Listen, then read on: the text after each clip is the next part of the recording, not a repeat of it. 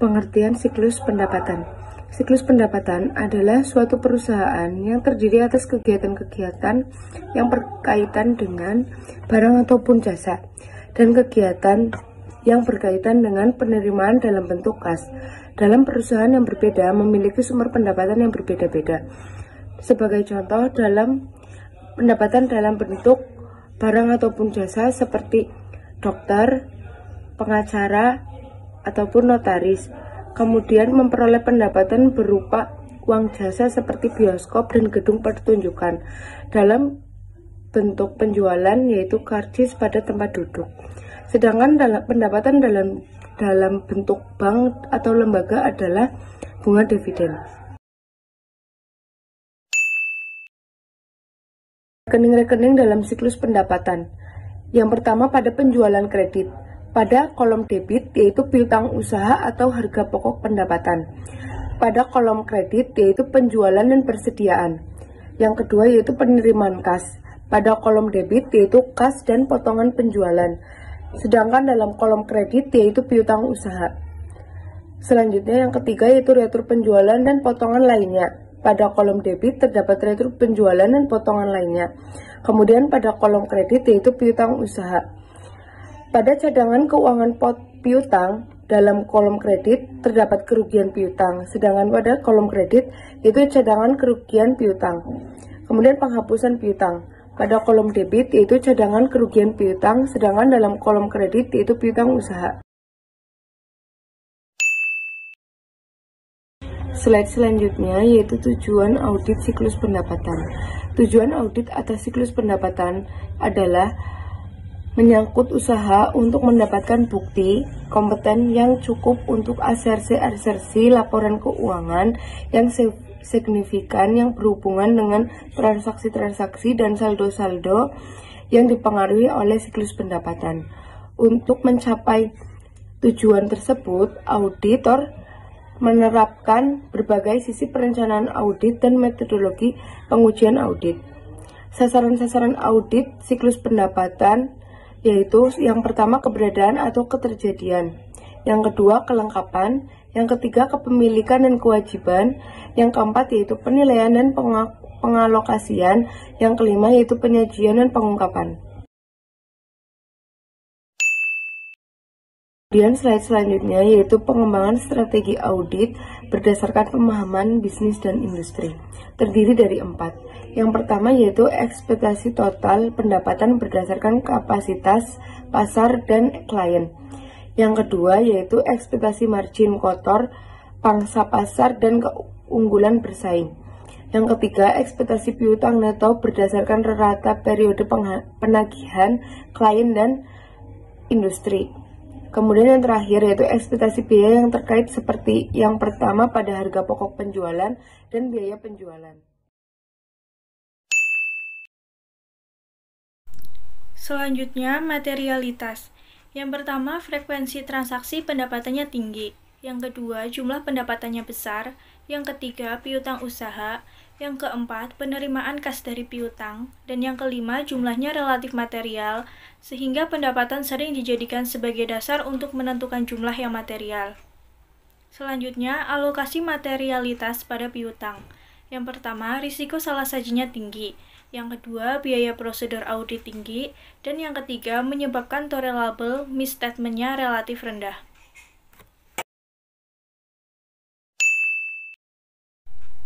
Strategi audit mempertimbangkan yang pertama, risiko bawaan, tekanan untuk melebih sajikan pendapatan, tekanan untuk melebih sajikan kas dan piutang usaha, dan tekanan untuk mengurang sajikan kerugian piutang. Yang kedua ada risiko prosedur analitis, merupakan bagian dari risiko deteksi. Yang kedua, efektivitas tergantung pada pengetahuan auditor atas bisnis dan industri. Dan yang ketiga, efektif untuk mengidentifikasikan isu dalam memberikan pelayanan value added. Yang ketiga, risiko kontrol. Dan yang keempat, tentukan risiko deteksi yang akan digunakan.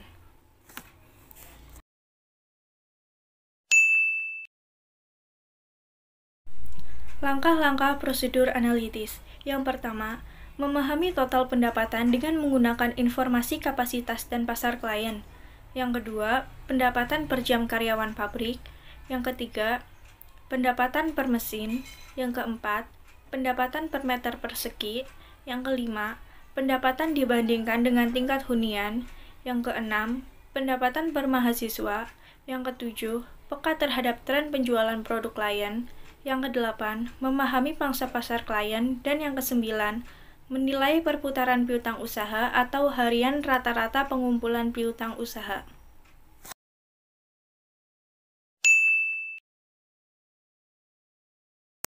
Mempertimbangkan komponen pengendalian internal. Yang pertama, lingkungan pengendalian. Yang kedua, penilaian resiko. Yang ketiga, informasi dan komunikasi atau sistem akuntansi.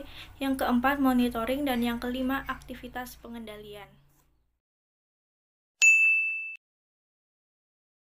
Baik, yang selanjutnya, aktivitas-aktivitas pengendalian dalam transaksi-transaksi. Aktivitas pengendalian penjualan kredit. Cara penjualnya yaitu langsung, fax, telepon, dan lewat pos dan EDI, dokumen dan catatannya, customer order, sales order, shipping dokumen sales invoice, authorized price list, sales transaction file, sales journal, AR master file, customer master file, dan customer monthly statement. Aktivitas pengendalian penerimaan kas. Yang pertama, penerimaan kas berasal dari transaksi pendapatan, pinjaman jangka pendek atau jangka panjang, penerbitan atau emisi modal saham, penjualan efek, investasi jangka panjang, dan aktiva lain. Yang kedua, cash receipt transaction file, dan yang ketiga, cash receipt journal.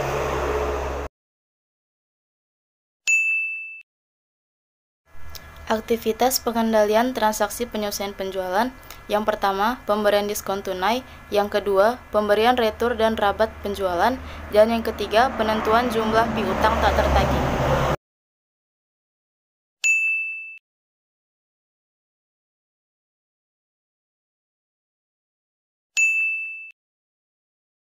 Selanjutnya, pengertian siklus pengeluaran. Siklus pengeluaran adalah siklus transaksi yang berhubungan dengan transaksi atas kegiatan operasional perusahaan yang mengakibatkan pengeluaran kas. Jika transaksi yang mengakibatkan pengeluaran kas tersebut bukan transaksi rutin kegiatan operasional perusahaan, maka transaksi tersebut tidak termasuk dalam kategori transaksi siklus pengeluaran.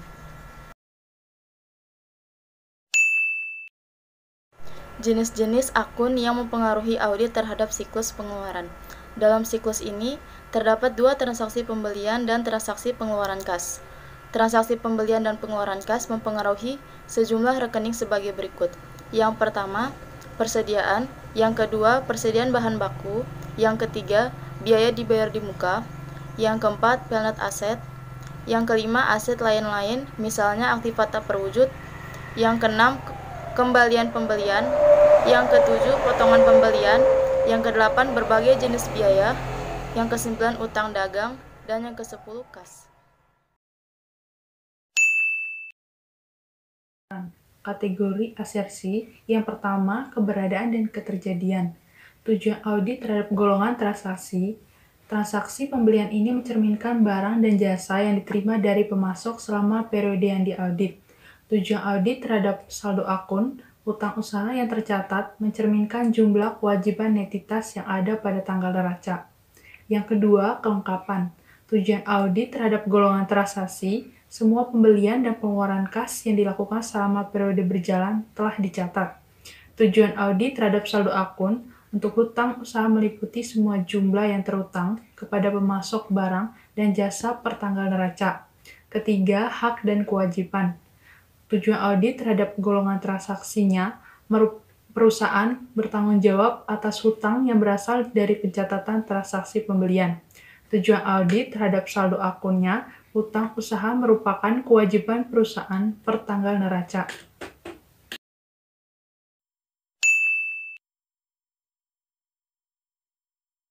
penilaian, dan alokasi. Tujuan audit terhadap golongan transaksinya, semua transaksi pembelian dan pengeluaran kas telah dinilai dengan menggunakan GAAP dan di jurnal, diiktisarkan, serta diposting dengan benar.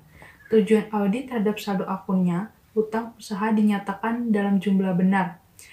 Kategori asersi yang kelima, penyajian dan pengungkapan. Tujuan audit terhadap golongan transaksinya, rincian transaksi dan pengeluaran kas mendukung penyajian akun yang berkaitan dalam laporan keuangan, baik klarifikasinya maupun pengungkapannya. Tujuan audit terhadap saldo akunnya, hutang usaha, aktiva tetap, dan aktiva tidak terwujud, diidentifikasi dan diklasifikasikan dengan benar dalam laporan neraca.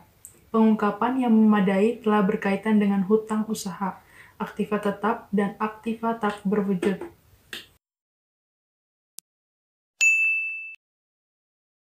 Risiko dan strategi audit terhadap siklus pengeluaran. Transaksi dalam siklus pengeluaran kadangkala tidak hanya berpengaruh secara individual pada hanya satu rekening saja, tetapi dapat berpengaruh pada lebih satu transaksi.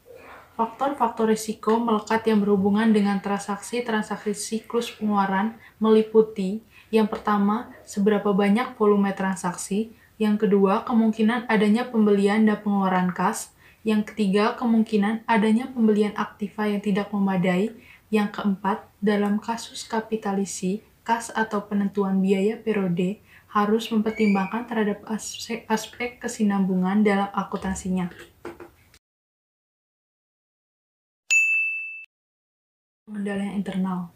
Auditor, di sini auditor harus memahami ketiga aspek struktur pengendalian internal dalam transaksi siklus pengeluaran, yaitu lingkungan pengendalian, sistem akuntansi, dan prosedur pengendalian. Yang berikutnya, aspek lingkungan pengendalian secara umum terkait dengan siklus pengeluaran. Auditor harus memahami struktur organisasi klien yang berkaitan dengan aktivitas siklus pengeluaran. Contohnya, proses pembelian barang di bawah kendali direktur operasi, pencatatan dikendalikan kontroler, sedangkan proses pengeluaran kas dikendalikan direktur keuangan. Pengaturan pembelian aktiva tetap dan kebijaksanaan investasi strategis hanya akan mempertimbangkan bagaimana pelaksanaannya.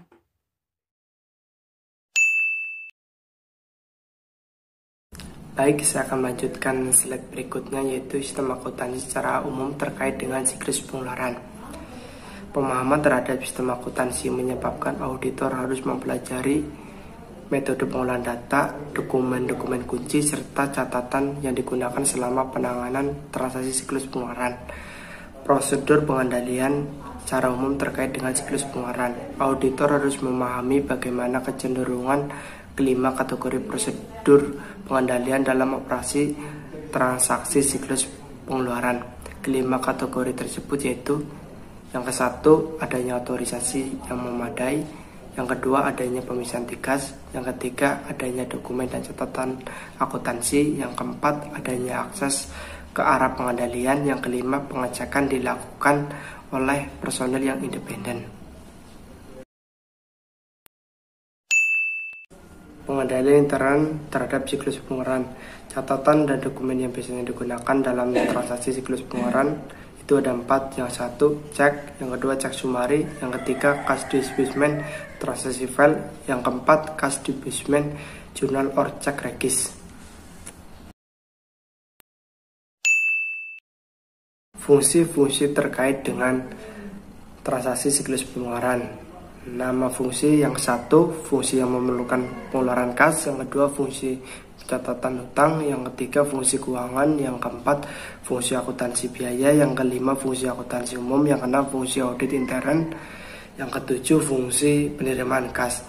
Unit organisasi pemegang fungsi: yang ke-1, bagian pemasaran atau bagian lain; yang kedua, bagian hutang; yang tiga, bagian kas; yang keempat, bagian akuntansi biaya; yang kelima, bagian akuntansi umum; yang keenam, bagian audit intern; yang ketujuh, bagian kas.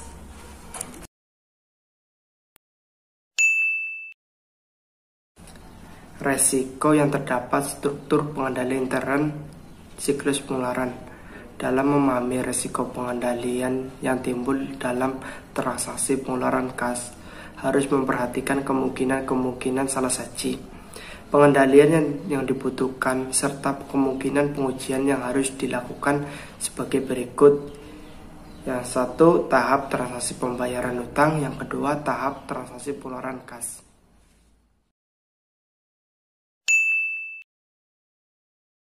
Selanjutnya, pengujian substantif terhadap siklus pengeluaran. Prosedur pemeriksaan terhadap aktiva tetap. Program pengujian substantif terhadap saldo aktiva tetap berisi prosedur audit yang dirancang untuk diaudit, diklasifikasikan menjadi 4 golongan. Yang pertama, prosedur audit awal. Yang kedua, prosedur analitik, pengujian terhadap transaksi rinci, pengujian terhadap akun rinci, dan verifikasi pengujian dan pengungkapan yang masing-masing prosedur tersebut. Selanjutnya, prosedur audit.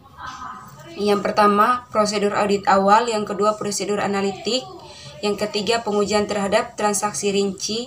Yang keempat, pengujian terhadap saldo akun rinci. Dan yang selanjutnya, verifikasi pengujian dan pengungkapan. Lalu, prosedur pemeriksaan terhadap hutang dagang. Yang pertama, prosedur audit awal, prosedur analitik, pengujian terhadap saldo akun rinci, verifikasi, pengujian dan pengungkapan, dan yang kelima, pengujian terhadap transaksi rinci.